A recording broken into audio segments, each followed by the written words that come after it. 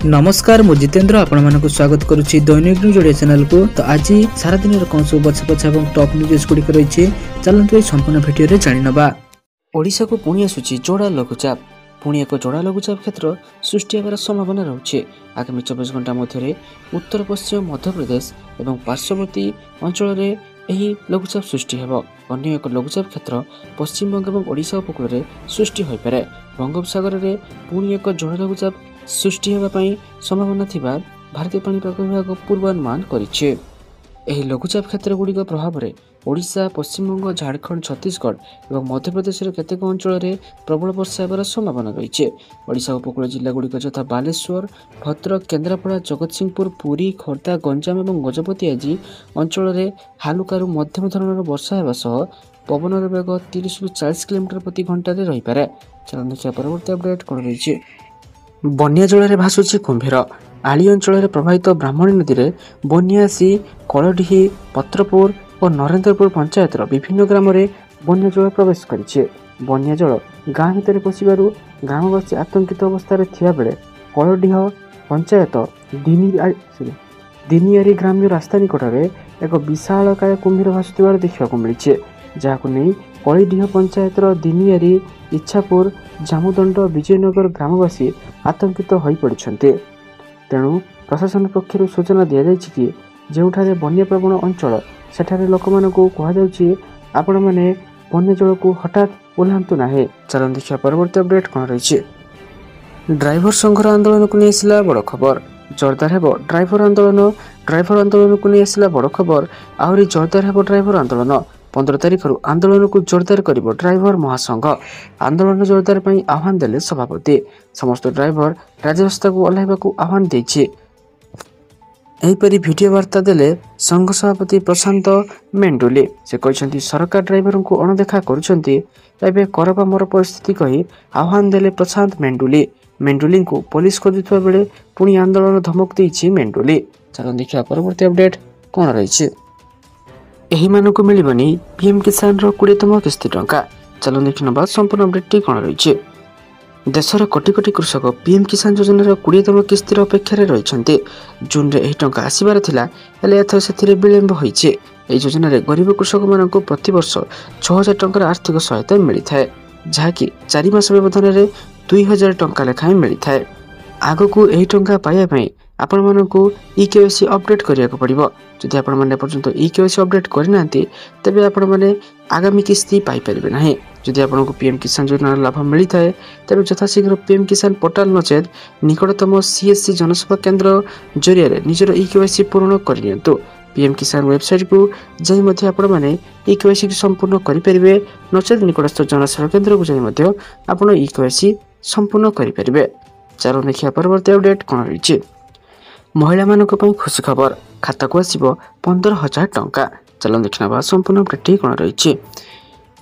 राज्यर कोटिएर अधिक महिला खाता को आसीबो सुभद्रा योजनार 3य किस्ती टंका।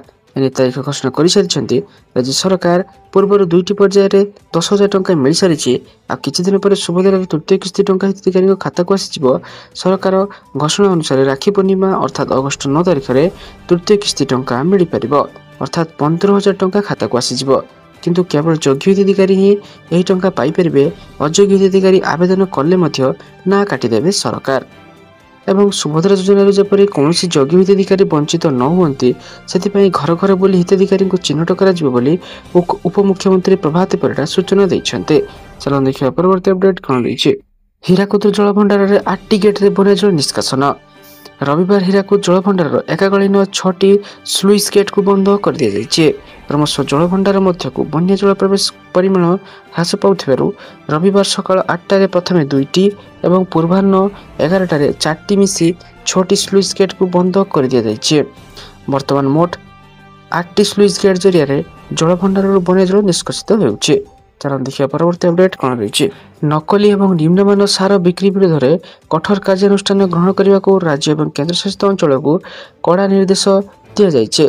केंद्र कृषि और कृषक कल्याण मंत्री शिवराज सिंह चौहान समस्त राज्य और केन्द्रशासित अंचल मंत्री मानू नहीं एक चिठी लिखिं। ସମଗ୍ର ଦେଶର ନକଲି ସାର ବିକ୍ରି, ରିହାତିଯୁକ୍ତ ସାରର କଳାବଜାରୀ ଏବଂ ବାଧ୍ୟତାମୂଳକ ଟ୍ୟାଗିଂ ଭଳି ବେଆଇନ କାର୍ଯ୍ୟକଳାପକୁ ପ୍ରତିହତ କରିବା ଉଦ୍ଦେଶ୍ୟରେ ଏହି ଚିଠି ଲେଖାଯାଇଛି। ଚାଲନ୍ତୁ ଦେଖିବା ପରବର୍ତ୍ତୀ ଅପଡେଟ୍ କ'ଣ ରହିଛି। ପ୍ରତି ସୋମବାର ରହିବ ସ୍କୁଲ ଛୁଟି। ଶ୍ରାବଣ 2025ର ମାସ 14 ଜୁଲାଇରୁ ଆରମ୍ଭ ହୋଇ 19 ଅଗଷ୍ଟ ଯାଏଁ ଚାଲିବ। ଏହି ସମୟରେ ସୋମବାର ଦିନକୁ ବହୁତ ଗୁରୁତ୍ୱ ଦିଆଯାଇଥାଏ। ଏଥିସହ ଅନେକ ଜିଲ୍ଲାରେ ପ୍ରଶାସନ ସମସ୍ତ ସ୍କୁଲକୁ ଶ୍ରାବଣ ସୋମବାରରେ ବନ୍ଦ କରିବାକୁ ନିଷ୍ପତ୍ତି ଦିଆଯାଇଛି। 14 ଜୁଲାଇ ଶ୍ରାବଣର ପ୍ରଥମ ସୋମବାର, 21 ଜୁଲାଇ ଶ୍ରାବଣର ଦ୍ୱିତୀୟ ସୋମବାର, 28 ଜୁଲାଇ ଶ୍ରାବଣର ତୃତୀୟ ସୋମବାର ଏବଂ 4 ଅଗଷ୍ଟ ଚତୁର୍ଥ ସୋମବାର, 11 ଅଗଷ୍ଟ ପଞ୍ଚମ ସୋମବାର ଏହିସବୁ ଦିନରେ ସ୍କୁଲ ବନ୍ଦ ରହିବ। କିନ୍ତୁ ଚାଲନ୍ତୁ ଜାଣିନେବା କେଉଁ କେଉଁ ସ୍ଥାନରେ ସ୍କୁଲ ବନ୍ଦ ରଖାଯିବ। ଉତ୍ତରପ୍ରଦେଶର ବାଦୋନ, ବାରାଣାସୀ ଇତ୍ୟାଦି ଅଞ୍ଚଳରେ ସ୍କୁଲ ବନ୍ଦ ରହିବ ଏବଂ ମଧ୍ୟପ୍ରଦେଶର ଉଜ୍ଜୟିନୀ ସହରରେ ସ୍କୁଲ ବନ୍ଦ ରହିବ। ଚାଲନ୍ତୁ ଦେଖିବା ପରବର୍ତ୍ତୀ ଅପଡେଟ୍ କ'ଣ ରହିଛି। ପୁଣି ସର୍ଜିକାଲ ଷ୍ଟ୍ରାଇକ୍। ପଡ଼ୋଶୀ ଦେଶ ମିଆଁମାରରେ ଥିବା ଉଲ୍ଫା ବିଦ୍ରୋହୀଙ୍କ ଶିବିର ଉପରେ ଭାରତୀୟ ସେନା ଏକ ସର୍ଜିକାଲ ଷ୍ଟ୍ରାଇକ୍ କରିଛି ବୋଲି ନିଜେ ଉଲ୍ଫା ଦାବି କରିଛି। ତେବେ ଭାରତୀୟ ସେନା ଏହି ଖବରକୁ ଏପର୍ଯ୍ୟନ୍ତ ନିଶ୍ଚିତ କରିନାହିଁ। ସୂଚନା ଅନୁସାରେ ଭାରତ ବିଚ୍ଛିନ୍ନତାବାଦୀ ସଂଗଠନ United liberation front of Assam ବା ଉଲ୍ଫା ଆଇ ପକ୍ଷରୁ ଦାବି କରାଯାଇଛି ଯେ ଭାରତୀୟ ସେନା ପକ୍ଷରୁ ଡ୍ରୋନ୍ ପଠାଇ ମିଆଁମାରରେ ଥିବା ଏକ ଶିବିର ଉପରେ ଆକ୍ରମଣ କରାଯାଇଛି।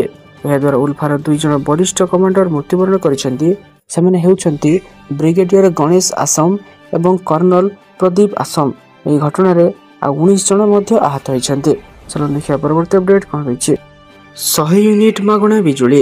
ଆସନ୍ତା ଅକ୍ଟୋବର କିମ୍ବା ନଭେମ୍ବର ବିହାରରେ ବିଧାନସଭା ନିର୍ବାଚନ ଅନୁଷ୍ଠିତ ହେବ। 243 ଆସନରେ ଭୋଟ ହେବ। ଏନେଇ ପ୍ରସ୍ତୁତି ଆରମ୍ଭ ଜୋରଦାର ଚାଲିଛି।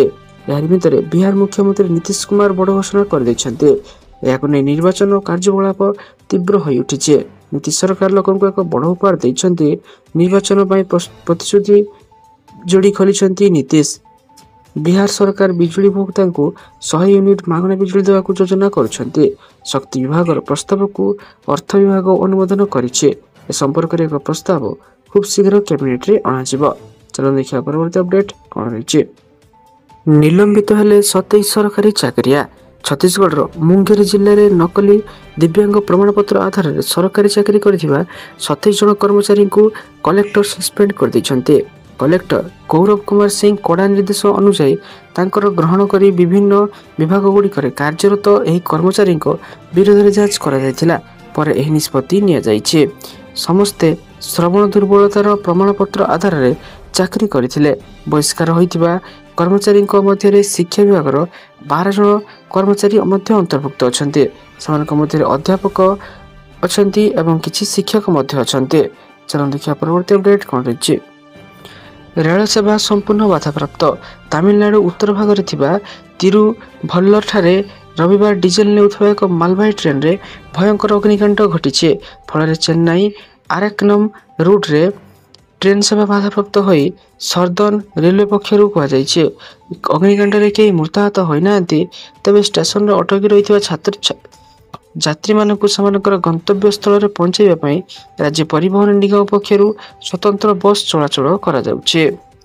ରେଲୱେ ଅଧିକାରୀ କହିବା ଅନୁଯାୟୀ ଗୁଡ୍ସ ଟ୍ରେନ୍ ତିରୁଭଲ୍ଲର ଷ୍ଟେସନ ଛାଡୁଥିବା ବେଳେ ଡିଜେଲ ଥିବା କେତେକ ୱାଗନରେ ନିଆଁ ଲାଗିଯାଇଥିଲା।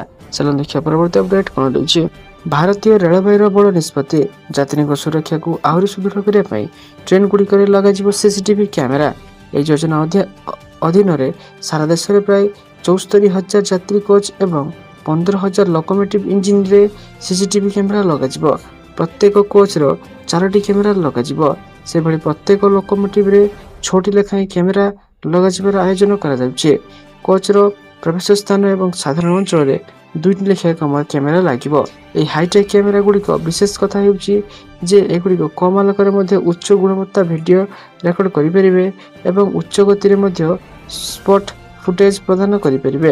ଏହାଦ୍ୱାରା ପରୀକ୍ଷଣ ବ୍ୟବସ୍ଥା ଏବଂ ସୁରକ୍ଷାରେ ବହୁତ ଉନ୍ନତି ହେବ ବୋଲି ଆଶା କରାଯାଉଛି। ଚାଲନ୍ତୁ ଦେଖିବା ପରବର୍ତ୍ତୀ ଅପଡେଟ୍ କ'ଣ ରହିଛି। ସୁନା ଦରକୁ ନେଇ ଆସିଲା ବଡ଼ ଖବର। ବିଶ୍ୱ ଗୋଲ୍ଡ କାଉନସିଲ୍ ଏକ ରିପୋର୍ଟରେ ପ୍ରକାଶ ପାଇଛି ଯେ ଯଦି ସାରା ବିଶ୍ୱରେ ରାଜନୈତିକ ଏବଂ ବାଣିଜ୍ୟିକ ବିପଦ ହ୍ରାସ ପାଏ ତେବେ ମଧ୍ୟବର୍ତ୍ତୀକାଳୀନ ସୁନା ମୂଲ୍ୟ ହ୍ରାସ ହୋଇପାରେ।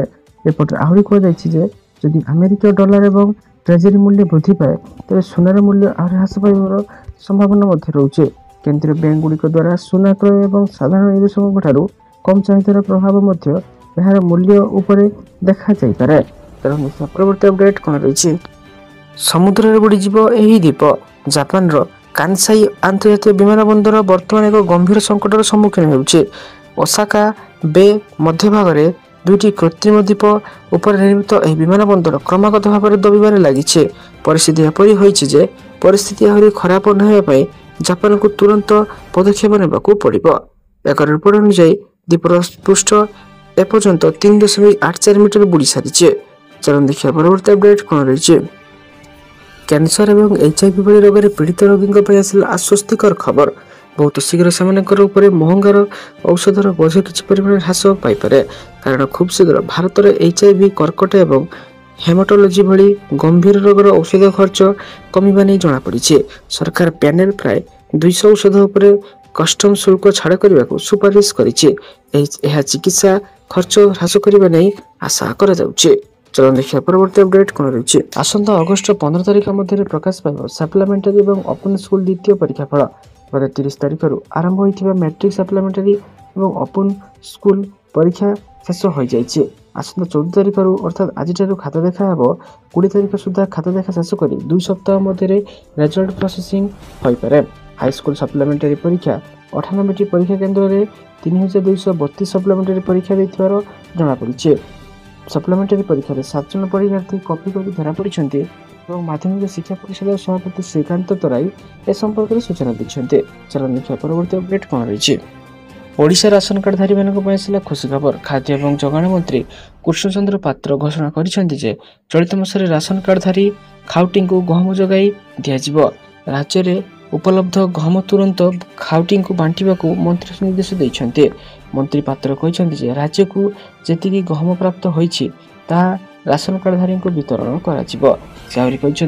केंद्र सरकार परवर्ती पर्यायर गहम आसिले खाउटी को ताहा जोगाई दिया।